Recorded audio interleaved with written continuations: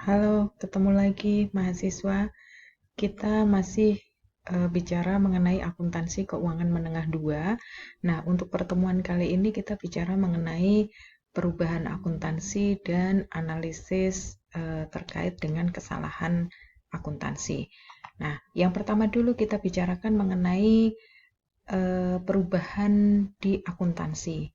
Nah, perubahan di akuntansi ini ada dua macam bentuk perubahannya.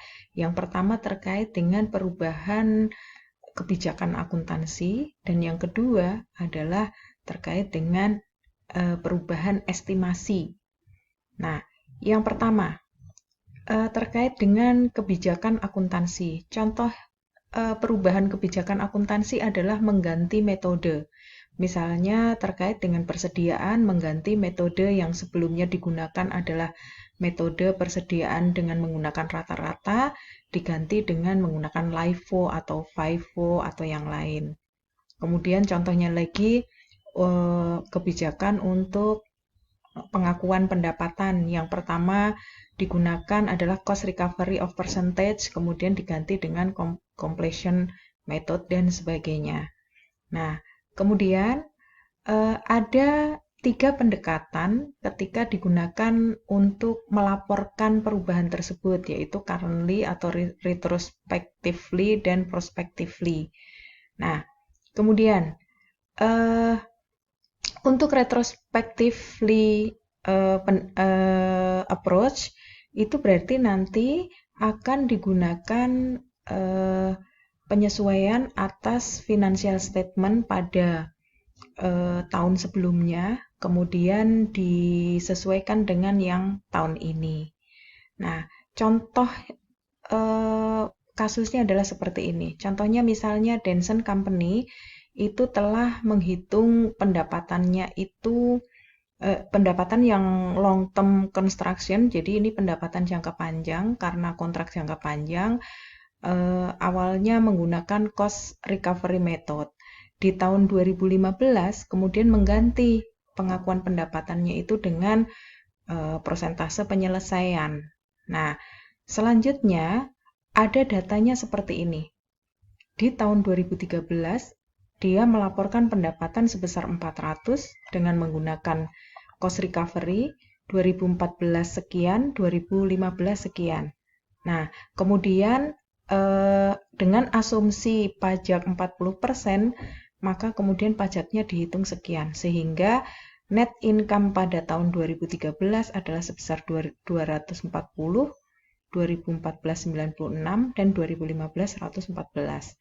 Nah, karena dia kemudian menggunakan atau merubah metodenya menjadi persentase penyelesaian, maka kemudian setelah dihitung kembali pendapatan seharusnya yang diakui adalah 600 di tahun 2013, 2014 dari 160 menjadi 180, dan di 2015 dari 190 menjadi 200. Kemudian dengan asumsi pajak yang sama sebesar 40%, maka ketemulah pajaknya sekian masing-masing sehingga net income-nya ketemulah sekian. Nah, ini terjadi perbedaan perhitungan. Bagaimana cara mencatat accounting-nya? Maka kita harus membuat data retrospektif yang terkait dengan perubahan tersebut. Seperti ini. Jadi, di sebelum tahun 2015, karena perubahannya di tahun 2015, maka kita sesuaikan dulu tahun 2013 dan 2014 dengan menggunakan persentase penyelesaian, maka total pendapatan di 2013 dan 14 kalau ditotalkan adalah 780. Sementara kalau menggunakan cost recovery itu adalah 560. Nah, maka dengan demikian terjadi perbedaan pendapatan dan perbedaan dari pajaknya. Sehingga total perbedaannya itu adalah sebesar sekian. Kemudian dari pajaknya ada perbedaan sekian dan totalnya adalah sekian. Nah, maka selanjutnya di awal tahun 2015 ketika melakukan perubahan terhadap metode pengakuan pendapatan tersebut, Selanjutnya dibuat jurnal penyesuaian seperti ini. Dari selisihnya disebut sebagai konstruksi dalam proses di debit, kemudian kreditnya adalah utang pajak dan retain earning. Seperti ini. Itu adalah contoh perubahan accounting policy atau perubahan kebijakan. Nah, selanjutnya bagaimana dengan perubahan estimasi? Nah, contohnya misalnya seperti ini. Jadi kalau perubahan estimasi itu bisa terjadi misalnya terkait dengan mengubah bad debt atau piutang tak tertagih. Kemudian persediaan yang usang. Kemudian misalnya masa manfaat aset, nilai residu aset, kemudian periode. Kemudian terkait dengan besarnya garansi atau biaya garansi dan sebagainya. Nah, contohnya seperti ini yang terjadi. Misalnya, Arcadia itu membeli equipment senilai 510, di mana sudah diestimasi di awal masa manfaatnya itu 10 tahun, dengan nilai residunya sebesar 10.000 pada akhir periode. Nah, depresiasinya selama 7 tahun berturut-turut itu sudah menggunakan metode garis lurus.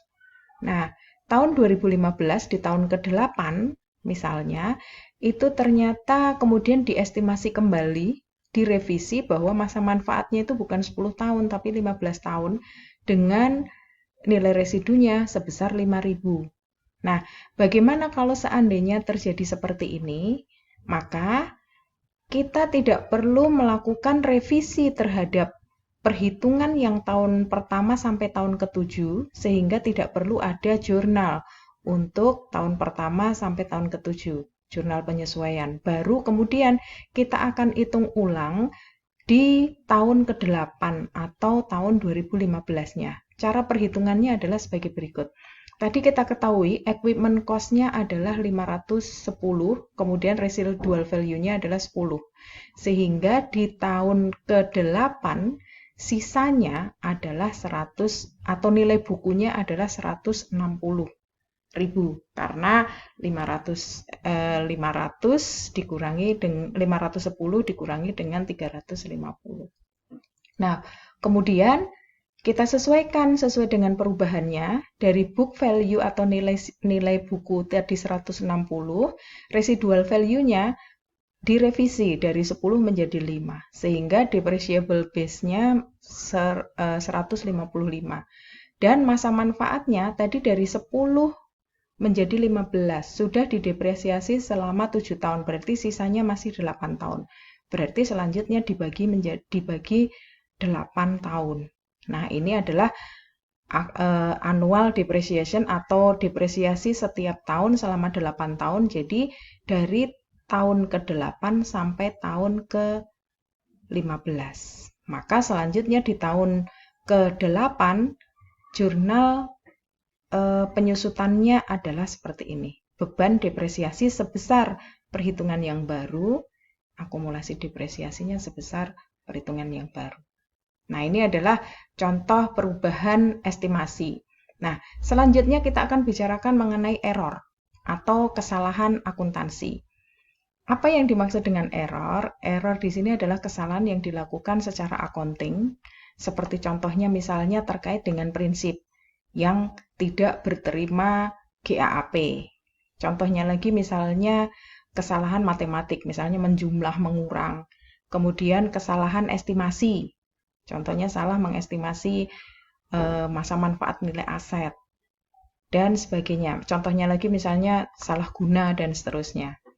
Nah, silakan dibaca sendiri. Ini adalah contoh-contoh tipe-tipe kesalahan, ya, tipe-tipe kesalahan yang ada. Nah, kalau seandainya ada kesalahan, maka seluruh kesalahan harus dikoreksi. Nah, koreksinya ini bisa dalam bentuk adjustment. Nah, ini adalah contoh, misalnya ada kesalahan yang menyebabkan kemudian terjadinya perhitungan depresiasi.